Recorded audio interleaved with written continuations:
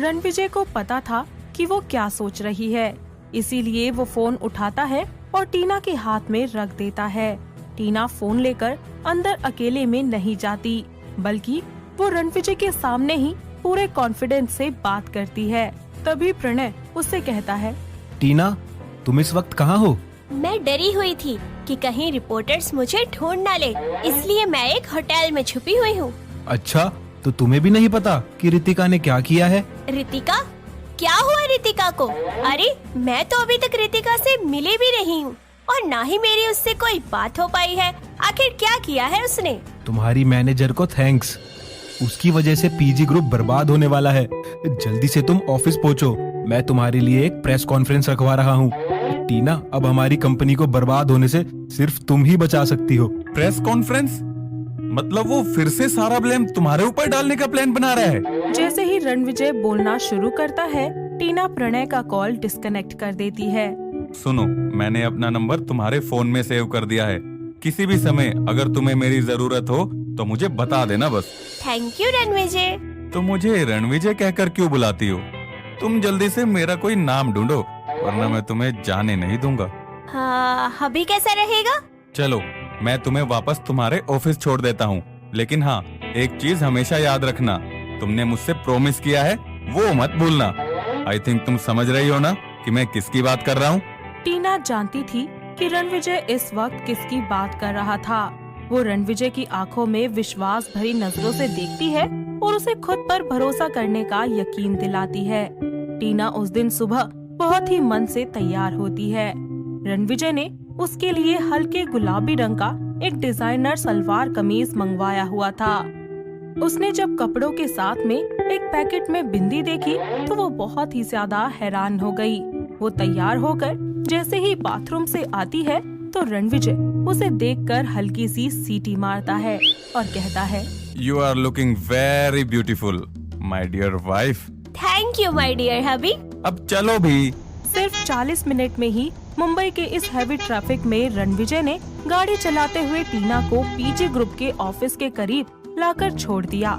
रणविजय शांति से बैठकर टीना के हर मूव को देख रहा था। वो देखना चाहता था कि टीना कैसे पूरी बाजी पलटते हुए खुद को टॉप मॉडल की पोजीशन पर पहुंचाती है। रणविजय की कार से बाहर निकलने के बाद टीना पीजी ग्रुप की बिल्डिंग में एक सीक्रेट रास्ते से दाखिल हो जाती है। पीछे के गेट पर बैठे गार्ड ने आज सलाम तो दूर बल्कि अजीब से एक्सप्रेशंस के साथ उसके मुंह में रखे पान को बगल के डस्टबिन में थूक दिया। अंदर एंट्री करते ही वहाँ के स्टाफ ने टीना को पहचान लिया था। सभी उसे कुछ अजीब सी नजरों से देख रहे थे। ये तो सभी को लग रहा था कि रितिका ने जो कुछ भी किया है उसके पीछे टीना का ही हाथ है। टीना ने सबको इग्नोर करते हुए सीधा प्रणय के कमरे का दरवाजा खोल दिया। प्रणय उस समय विंडो के बाहर शहर को देखने में मग्न था। जैसे ही वो दरवाजा खुलने की आवाज सुनता है, वो अपना फेस टीना की तरफ घुमाता है और उससे कहता है, तो तुम वापस आ गई? क्या हुआ? आज कुछ अलग लग रही हो तुम। ये सलवार कमीज एंड ये बिंदी। हाँ, मैं रातों रात बदल गई हूँ ना। टीना, क्या तुम्हें सच में नहीं पता कि रितिका ने क्या किया? अगर उसे तुम्हारे ऑर्डर नहीं मिले तो उसके अंदर इतना कुछ करने की हिम्मत कहाँ से आई? प्रणय, हम शादी करने वाले थे ना, भला मैं ऐसा कुछ क्यों करूँगी जिससे हमारे रिश्ते में कोई दरार आए? अच्छा, तुम बस ये बताओ कि तुमने शो में क्राउन का वो सितारा अपने पैरों में क्यों पहना?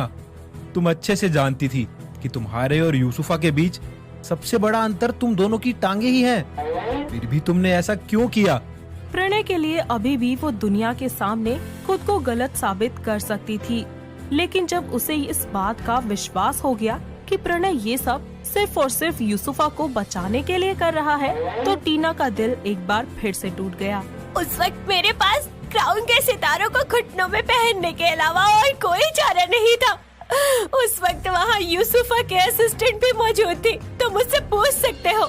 मैंने उससे पहले ही पूछ लिया है, उसने मुझे सब कुछ बता दिया है। प्रणय, मैं तुम्हारी फियांसे हूँ और तुम मुझ पर भरोसा करने की बजाय एक बाहरी इंसान पर भरोसा कर रहे हो। अरे कल हमारी शादी होने वाली थी यार। अब जो होना था वो हो गया। HF क्रिएशन ने कोर्ट में जाकर पीजी ग्रुप के खिलाफ फ्रॉड करने और कॉन्ट्रैक्ट तोड़ने का केस कर दिया है। और उसके बाद हमें बर्बाद करने की बची हुई कसर तुम्हारी मैनेजर ने पब्लिकली अनाउंसमेंट करके वो भी पूरी कर दी है। देखो टीना, मैं साफ साफ कह रहा हूँ, अब तुम्हें इस सब की जिम्मेदारी खुद पर लेनी होगी। टीना खामोश थी। वो प्रणय के चेहरे के भाव को देख रही थी। प्रणय को जब ऐसे में उससे कोई जवाब नहीं मिला तो वो एक बार फिर से कोशिश करता है।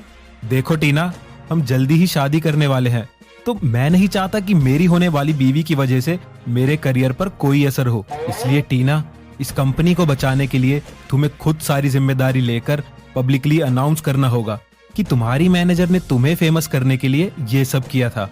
और हाँ, इसके पीछे पीजी ग्रुप का कोई हाथ नहीं था। प्रणय, पब्लिकली इस तरह अनाउंसमेंट करने का मतलब ये होगा ना कि ये सब कुछ मैंने किया है, और तुम अच्छे से जानते हो कि मैं तुम्हारे कहने पर ही शो में यूसुफा की जगह गई थी। बोलो, क्या मैं गलत कह रही हूँ? प्रणय, क्योंकि मैं तुमसे प्यार करती हूँ, मैं तुमसे शादी करने वाली थी, इसीलिए तुम मुझसे ये सब करवा रहे हो ना? मुझे कोई फर्क नहीं पड़ता। वहाँ शो में लोगों ने तुम्हें पहचान लिया, ये तुम्हारी गलती थी। अब इसका भुगतान भी तुम्हें ही करना पड़ेगा। गुस्से के जोश में जैसे ही प्रणय के मुंह से ये बात निकली, उसे इस बात का एहसास हुआ कि उसने कुछ ज्यादा ही बोल दिया है।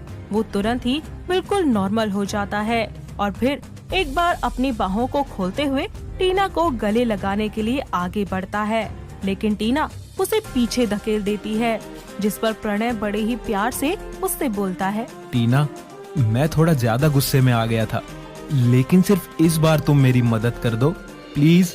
मैं तुमसे वादा करता हूँ कि एक बार ये सब खत्म हो जाए और फिर हमारी शादी हो जाएगी। मैं सब कुछ ठीक कर दूंगा।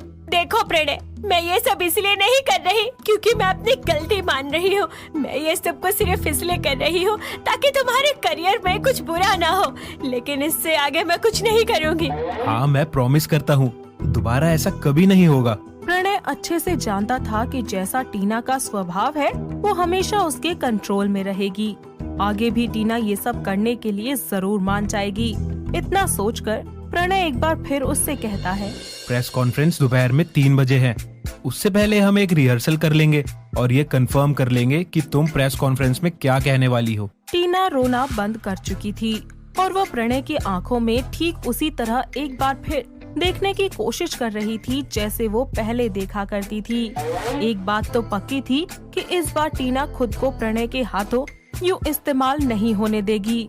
टीना अपने कमरे में वापस चली जाती है और रितिका को फोन करके उससे बोलती है, रितिका, तुम्हें पता है प्रणय ने मुझसे क्या कहा? उसने अब सारा ब्लेम मुझ पर डालने का प्लान बना रखा है।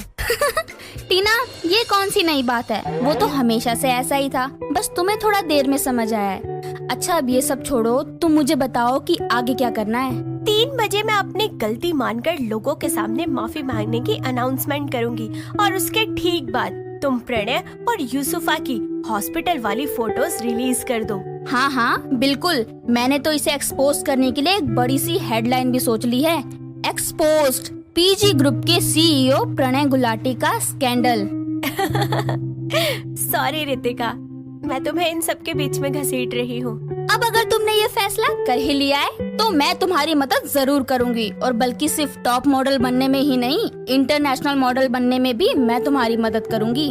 आखिर क्या होगा जब रितिका सबके सामने प्रणय और यूसुफा की तस्वीरों को एक्सपोज करेगी।